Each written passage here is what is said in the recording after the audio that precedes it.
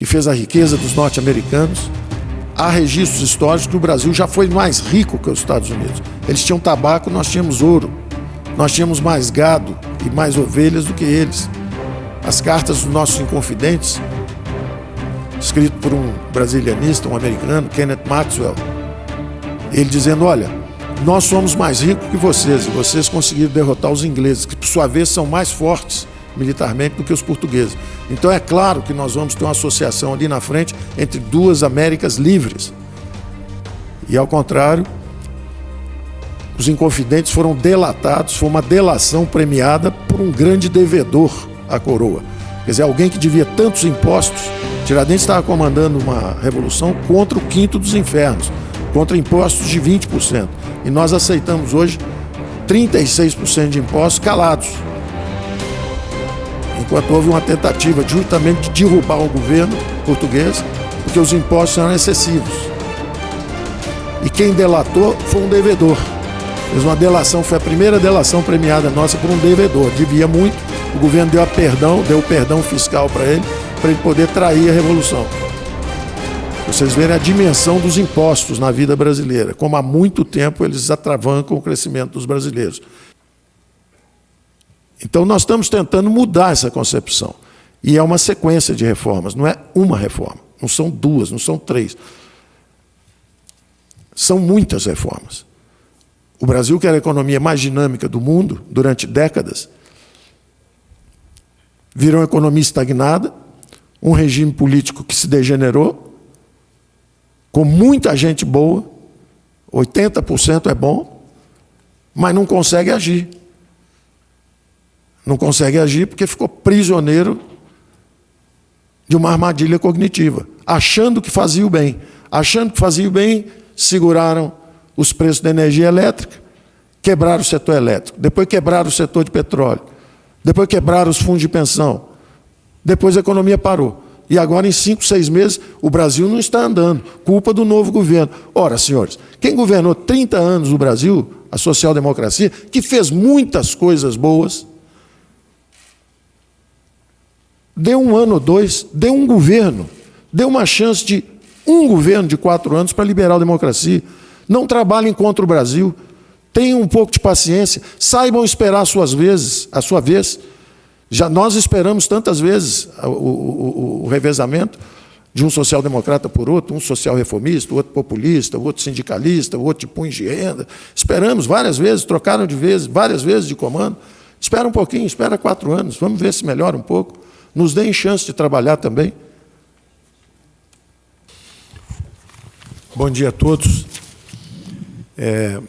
Agradecer o convite para estar nessa ilustre casa, o Superior Tribunal de Justiça, para fazer umas breves, na verdade, uma celebração dessa medida provisória que nós estamos enviando e também uma celebração dessa Declaração de Direitos de Liberdade Econômica. O presidente Bolsonaro, durante a campanha, na sua forma direta de comunicação com o povo, dizia sempre, vamos tirar o Estado do cangote do brasileiro, do contribuinte, do empresário, do trabalhador. E esse esforço de criar essa Declaração de Direitos da Liberdade Econômica, nós consideramos parte das reformas importantes que temos que fazer e uma mudança conceitual. Nós acreditamos e colocamos essa forma que o presidente usou de comunicação com a população, tirar o cangote, nós usamos isso de uma forma, chamamos o programa de O Caminho da Prosperidade. Nós estamos combinando ali 2 sistemas que são os pilares da civilização ocidental e que trouxeram progresso material, progresso espiritual, em todas as dimensões de aperfeiçoamento das sociedades e dos direitos dos indivíduos. São as democracias e os mercados. Os 2 são semelhantes no seguinte sentido. As democracias são sistemas de coordenação de decisões políticas onde os poderes são limitados e descentralizados. É o que garante o bom funcionamento da democracia, a independência dos poderes, a limitação desses poderes e o método de decisão descentralizada. Os mercados são exatamente a mesma coisa, só que na dimensão econômica.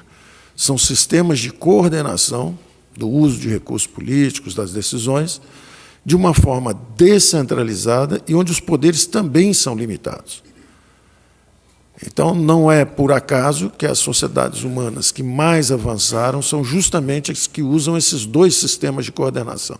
Coordenação de sistemas de decisões políticas através das democracias e coordenação das decisões econômicas através dos mercados. E nós temos visto, e por isso usamos a ideia do caminho da prosperidade, nós temos visto nos últimos 30, 40 anos quase 4 bilhões de seres humanos, que são os eurasianos, né? Os que estão na China, no Paquistão, na Índia, no Vietnã, na Rússia, no leste europeu. São 3,7 bilhões de eurasianos saindo da miséria, vítimas do socialismo, vítimas de sistemas totalitários que estão escapando, estão em fuga, em rota de fuga da miséria, em rota de fuga do arbítrio e da ditadura e da repressão, em direção aos mercados. E, eventualmente, chegarão, em devido tempo, também às democracias, que são instituições, tanto mercado como democracias, que têm aí mais de 2000 anos, desde a versão grega da democracia, desde o comércio dos fenícios, ainda no Mediterrâneo. Ninguém inventou, não foi nenhum americano, não foi nenhum inglês, banqueiro inglês, que inventou uma exploração. Isso é uma narrativa ignorante a respeito do que é o desenvolvimento da espécie humana. Esses algoritmos de comunicação econômica, política, estão em aperfeiçoamento há mais de 2000 anos, e todas as vezes que houve desvios severos dessa direção, o resultado é uma tragédia social, econômica, política, como estamos vendo aqui num vizinho, que é a Venezuela, está aqui ao lado. É o socialismo bolivariano do século XXI, aqui ao lado. Dá para ver, para quem não gosta de ler história, de atravessar séculos, vendo o desenvolvimento dessas sociedades, tem um exemplo aqui do lado.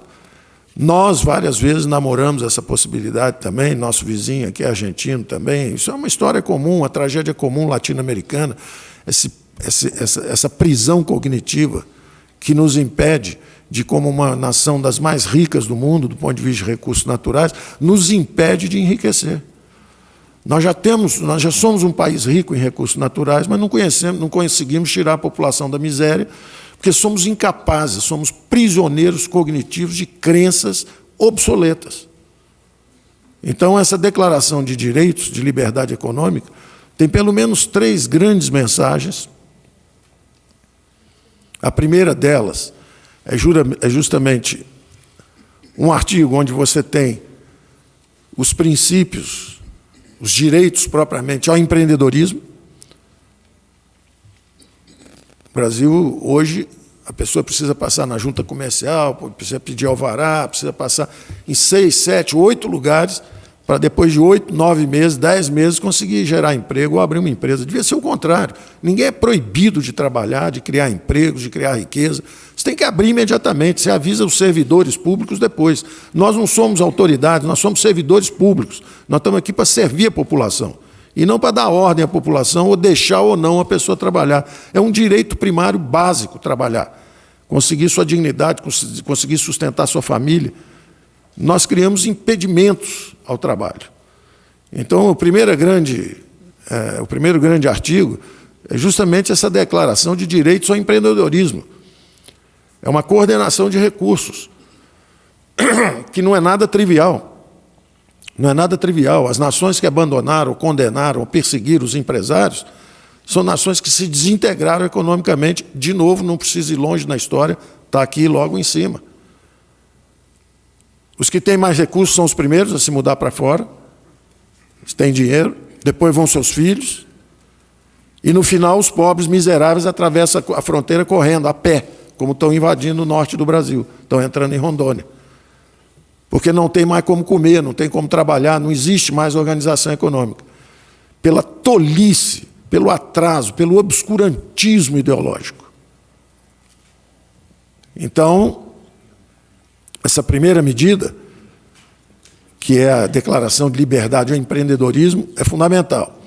A segunda pedra fundamental lá é exatamente a limitação dos abusos do Estado.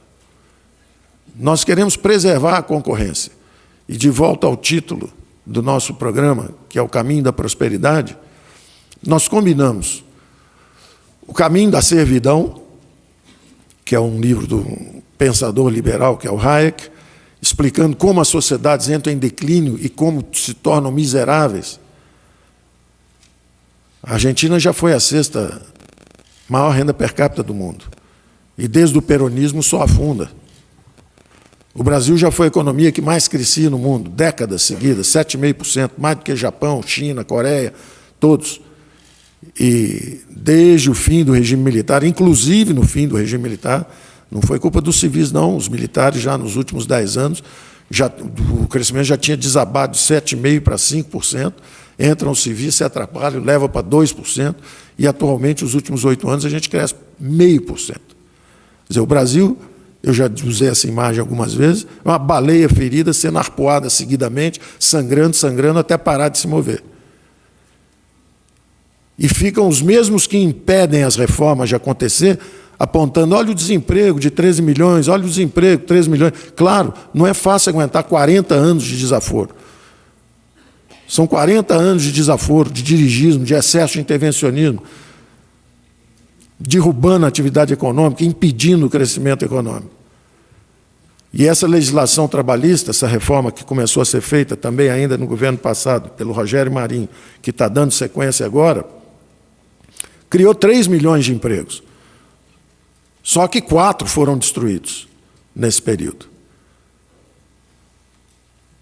Pelo obscurantismo ideológico que dirigia o dirigismo brasileiro. Então, nós fizemos justamente um caminho da prosperidade, era a ideia de combinar esse alerta, que é o caminho da servidão, com a prosperidade através da competição do Ludwig Erhard, que foi o homem que reconstruiu, através do liberalismo, a economia alemã. Foram 8, 9, quase 10 anos seguidos. Em vez de regimes socialistas ou social-democratas, um regime liberal-democrata. A mesma liberal-democracia que reconstruiu o Japão no pós-guerra, reconstruiu a Alemanha no pós-guerra, que fez a riqueza dos anglo-saxões, que fez a riqueza dos norte-americanos. Há registros históricos que o Brasil já foi mais rico que os Estados Unidos. Eles tinham tabaco, nós tínhamos ouro. Nós tínhamos mais gado e mais ovelhas do que eles. As cartas dos nossos inconfidentes, escrito por um brasilianista, um americano, Kenneth Maxwell, ele dizendo, olha, nós somos mais ricos que vocês, e vocês conseguiram derrotar os ingleses, que, por sua vez, são mais fortes militarmente do que os portugueses.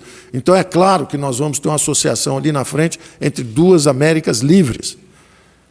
E, ao contrário, os inconfidentes foram delatados, foi uma delação premiada por um grande devedor à coroa. Quer dizer, alguém que devia tantos impostos. Tiradentes estava comandando uma revolução contra o quinto dos infernos, contra impostos de 20%. E nós aceitamos hoje 36% de impostos calados. Enquanto houve uma tentativa justamente de derrubar o governo português, porque os impostos eram excessivos. E quem delatou foi um devedor. Fez uma delação, foi a primeira delação premiada nossa por um devedor. Devia muito, o governo deu o perdão fiscal para ele poder trair a Revolução. Para vocês verem a dimensão dos impostos na vida brasileira, como há muito tempo eles atravancam o crescimento dos brasileiros e impedem o enriquecimento da nação. Então, esse segundo grande pilar da medida de previdência, da medida de liberdade econômica, esse segundo grande pilar é justamente a contenção, a limitação dos abusos do governo. O governo tem que fazer estudo de impacto. Em princípio, o cidadão é livre para explorar a atividade econômica que não estiver na Constituição. Agora, se o governo quiser limitar alguém, ele tem que explicar por quê. Por que ele está fazendo isso? Por que ele está criando uma estatal para interferir na atividade econômica, ou por que ele está controlando o preço, ou por que ele está impedindo a competição, por que ele está permitindo e reforçando, através da legislação, que é capturada por piratas privados,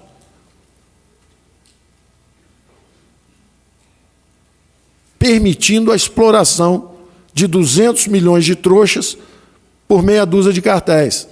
Um cartel aqui, um cartel ali, um cartel acolá, e quando você tenta desregulamentar e libertar os mercados, eles agem rápido. Eles têm suporte parlamentar. Eu acredito que tenha sido por ignorância e obscurantismo. Eu não acredito que tenha sido por dinheiro e por compra de sustentação parlamentar. Eu quero acreditar que tenha sido por obscurantismo. E eu acredito que isso está mudando agora, quando a sociedade amadurece e vem para a rua pedir uma reforma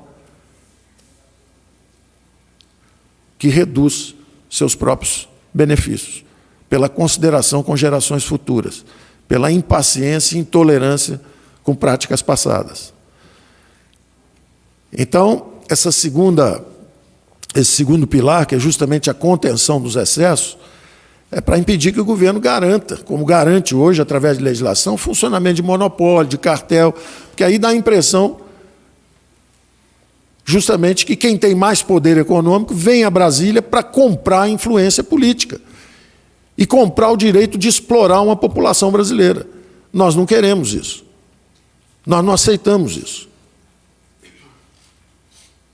E, finalmente, o terceiro pilar dessa medida provisória de declaração de direitos de liberdade econômica é justamente estabilizar, garantir, assegurar a segurança jurídica de contratos.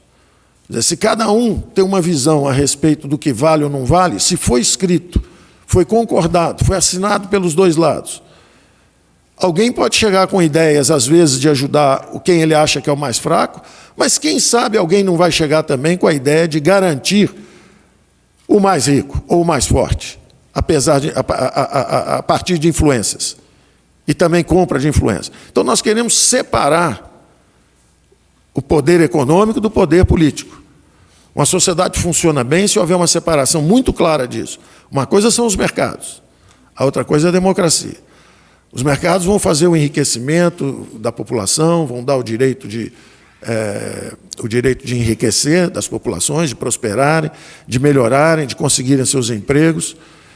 E a democracia, por outro lado, garante a igualdade de oportunidades, as transferências de renda legítimas para os que ficaram para trás, para os necessitados, mas não para os vagabundos que compram influência, não para os vagabundos que preferem organizar pressões contra a sociedade. Imagina se os cirurgiões brasileiros fizessem um conluio e dissessem: não vamos operar mais ninguém enquanto não multiplicar por 10 o nosso salário.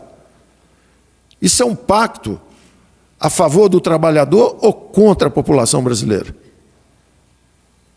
Então, os sindicatos têm que refletir muito sobre o que estão fazendo. Eles estão garantindo direitos da população brasileira ou estão garantindo privilégios, uma cultura de privilégios? Gente que nunca trabalhou e, em nome de representar trabalhadores que estão 40 milhões de brasileiros desempregados, pessoas que nunca trabalharam, querem ter gasolina no tanque todo dia, que é justamente a gasolina no tanque que nós cortamos com aquela medida de desconto compulsório na folha, como se nós todos fôssemos obrigados a financiar grupos que querem atacar as medidas. Ué, organizem-se voluntariamente. Se vocês são tão prestativos, são tão úteis à sociedade, permitam que a contribuição seja voluntária, que ninguém precise descantar. Paguem um banco para fazer o recebimento. Por que o governo brasileiro tem que ficar financiando isso? Por que o contribuinte tem que financiar organizações? Eu vou trazer aqui a organização dos cirurgiões brasileiros, para todo mundo ter que pagar para eles se organizarem e cobrar a partir de agora qualquer cirurgia custa R$1 milhão. Quem quiser paga, quem não puder, o governo paga. Porque eles agora decretaram que o salário deles é esse. Mas é natural, porque esse sistema sindical nosso também vem de regimes totalitários. É a Carta del Lavoro, do fascista Mussolini, do nazista Hitler. Essas coisas vêm lá de trás, de regimes totalitários. E também de um regime totalitário, de uma ditadura brasileira lá atrás, que cooptou lideranças políticas, oferecendo vantagens para quem organizasse os trabalhadores em função de seus interesses, de um regime político totalitário. Essa é a verdade da história.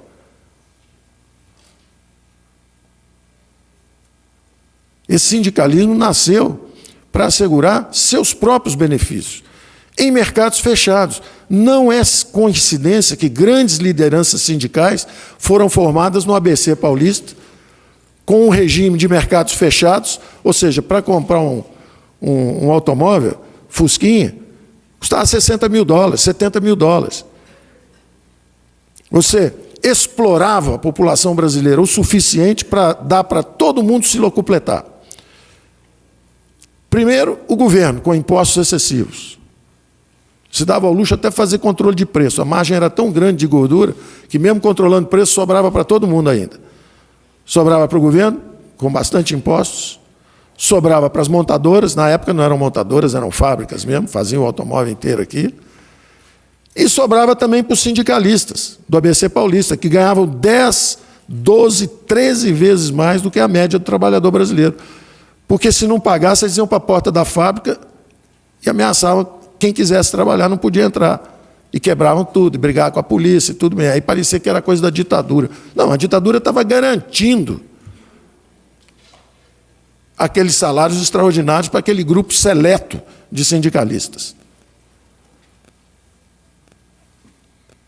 Quem conhece a economia sabe muito bem quem era parceiro de verdade do regime militar, quem se deu bem no regime militar, com mercados fechados, com sindicatos organizados. Então, nós estamos tentando mudar essa concepção. E é uma sequência de reformas, não é uma reforma, não são duas, não são três. São muitas reformas. O Brasil, que era a economia mais dinâmica do mundo durante décadas, virou uma economia estagnada, um regime político que se degenerou, com muita gente boa, 80% é bom, mas não consegue agir. Não consegue agir porque ficou prisioneiro de uma armadilha cognitiva, achando que fazia o bem. Achando que fazia o bem, seguraram os preços da energia elétrica, quebraram o setor elétrico, depois quebraram o setor de petróleo, depois quebraram os fundos de pensão, depois a economia parou. E agora, em 5, 6 meses, o Brasil não está andando, culpa do novo governo. Ora, senhores, quem governou 30 anos o Brasil, a social-democracia, que fez muitas coisas boas, deu 1 ano ou 2, deu um governo, deu uma chance de um governo de 4 anos para liberar a democracia. Não trabalhem contra o Brasil, tenham um pouco de paciência, saibam esperar a sua vez. Já nós esperamos tantas vezes o revezamento de um social-democrata por outro, um social-reformista, outro populista, outro sindicalista, outro de punhos de renda. Esperamos várias vezes, trocaram de vez, várias vezes de comando. Espera um pouquinho, espera 4 anos, vamos ver se melhora um pouco. Nos deem chance de trabalhar também. Vão ao Brasil e vejam as migrações. Os holandeses que passaram pelo Nordeste, a segunda maior colônia de italianos no sul do Brasil, os alemães que vinham para cá também, depois das 2 guerras mundiais lá fora, os japoneses, a maior colônia de japoneses fora do Japão. O Brasil recebia gente. O Brasil era uma fronteira de crescimento do mundo, imigrantes do mundo inteiro tentando entrar. Hoje todo mundo vai embora. Todo mundo vai embora. Quem tem dinheiro já comprou apartamento em Miami, apartamento em Londres, já tem empreendimentos fora do Brasil, tem brasileiro dono de time de futebol em Orlando. Depois foram os filhos de ricos e agora estão indo filhos de chofer de táxi, está indo todo mundo embora. O menino prefere lavar prato em Barcelona ou lavar prato em entregar pizza em Boston do que ficar no Brasil, porque não há emprego. E os senhores acham que quem está criando esses empregos foram esses 4, 5, 6 meses de governo? Botem a mão na consciência e reflitam um pouco, se não chegou o tempo das reformas. Obrigado.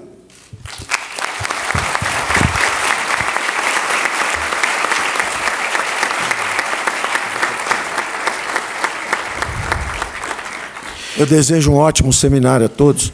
Eu tenho que correr porque são muitas reformas vindo por aí ainda.